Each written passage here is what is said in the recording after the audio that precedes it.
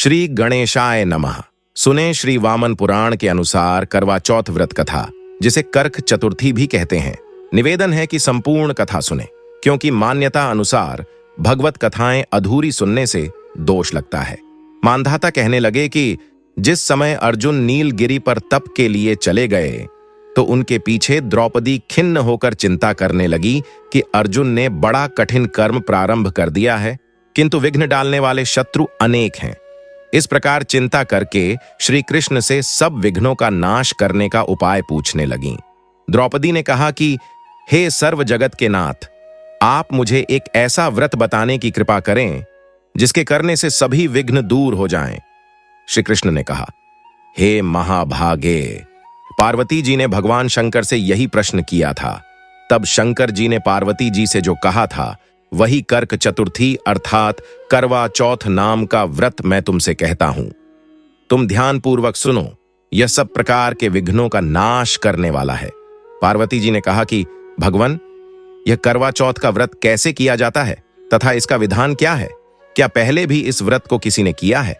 शंकर जी बोले, पार्वती, अनेक प्रकार के रत्नों से शोभायमान, चांदी और सोने के भवनों से भरे, विद्वान पुरुषों से सुशोभित, लोगों को वश में करने वाली, दिव्य स्त्रियों से शोभायमान, जहां पर सदैव ही वेद ध्वनि होती है, ऐसे स्वर्ग से भी मनोहर परम रमणीक शुक्रप्रस्थपुर में एक वेद शर्मा नामक ज्ञानी ब्राह्मण रहता था। उसकी पत्नी का नाम लीलावती था। उसको महापराक्रमी 7 पुत्र और संपूर्ण लक्षणों से युक्त वीरवती नाम की एक कन्या उत्पन्न हुई। उसकी आंखें नीलकमल के समान और मुख चंद्रमा के समान था। उसके विवाह के योग्य समय आ जाने पर वेद शर्मा ने एक वेद शास्त्र के ज्ञाता विद्वान ब्राह्मण के साथ उसका विवाह कर दिया। इसके पश्चात वीरवती ने अपने भाइयों की पत्नियों समेत गौरी का व्रत किया।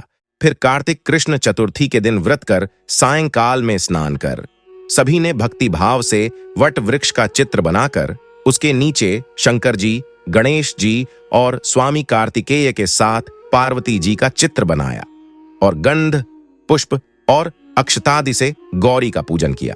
फिर शिव जी, गणेश जी तथा षडानन का अलग अलग पूजन करती हुई पकवान, अक्षत, दीपक से युक्त 10 करवा और गेहूं और गुड़ के बने हुए पकवान तथा और भी अनेक प्रकार के फलादि भोज्य पदार्थों को अर्पण करके अर्घ्य देने के लिए चंद्रोदय की प्रतीक्षा करने लगीं। इसी बीच वीरवती भूख प्यास की पीड़ा से मूर्छित होकर पृथ्वी पर गिर पड़ी। तब उसके सब भाई बांधव रुदन करने लगे। फिर वीरवती का मुख धोकर पंखे से हवा करके उसको ढांढस बंधाने लगे कि अब चंद्रमा उदय होने ही वाला है। उसका एक भाई चिंता युक्त होकर एक महान वट वृक्ष पर चढ़ गया। बहन के प्रेम से दुखी भाई ने जलती हुई लुकारी लेकर चंद्रमा के उदय होने का छलावा कर चंद्रमा दिखाया।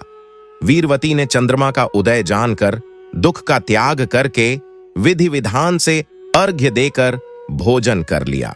इस प्रकार व्रत के दूषित हो जाने के कारण उसका पति मर गया।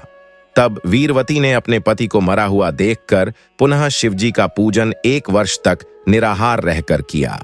वर्ष के समाप्त होने पर वीरवती ने करवा चौथ का व्रत पूर्वोक्त विधान से किया तथा उसकी भौजाइयों ने भी यह व्रत किया।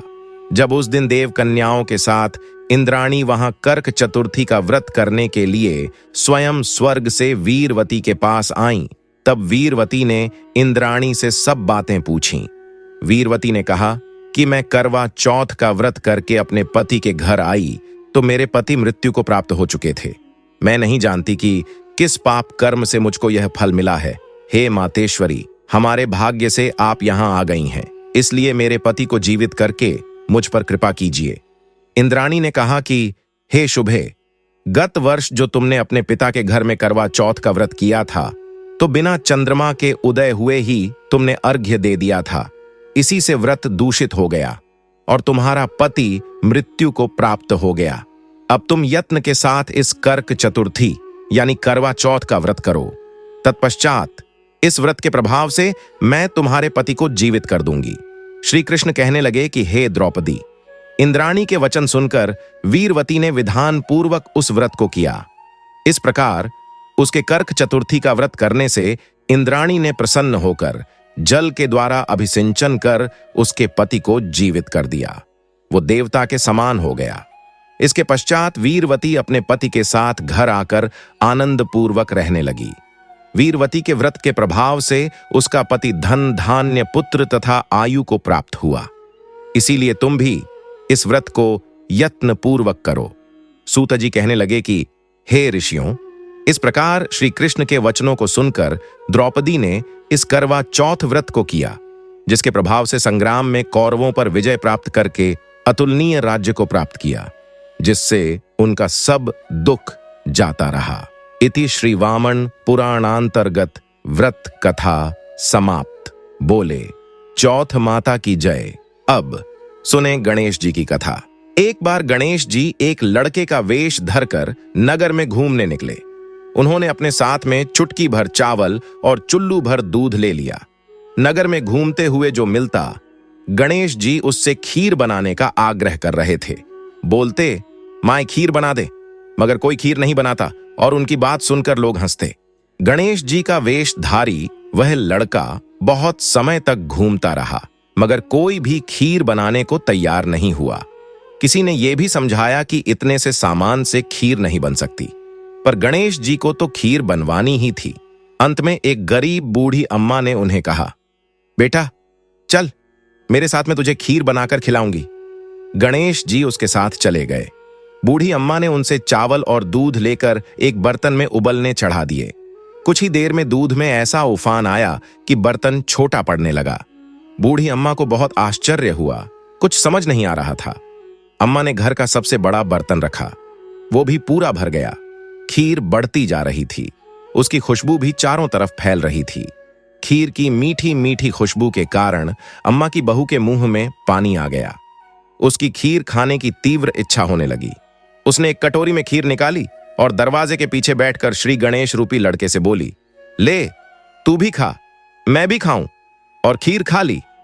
बूढ़ी अम्मा ने बाहर बैठे गणेश जी को आवाज लगाई, बेटा तेरी खीर तैयार है, आकर खा ले। गणेश जी बोले, अम्मा तेरी बहू ने भोग लगा दिया, मेरा पेट तो भर गया, खीर तू गांव वालों को खिला दे। बूढ़ी अम्मा गांव वालों को निमंत्रण देने गई। सब हंस रहे थे। अम्मा के पास तो खुद के खाने के लिए तो कुछ है नहीं, पता नहीं गांव वालों को कैसे खिलाएगी।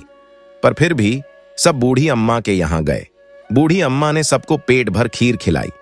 ऐसी स्वादिष्ट खीर उन्होंने आज तक नहीं खाई थी। सभी ने तृप्त होकर खीर खाई, लेकिन फिर भी खीर खत्म नहीं हुई, भंडार भरा ही रहा। हे गणेश जी महाराज, जैसे बूढ़ी अम्मा के यहां भंडार भरा रहा, वैसे ही हमारे घर का भंडार भी सदा भरे रखना। बोले गणेश जी की जय, चौथ माता की जय।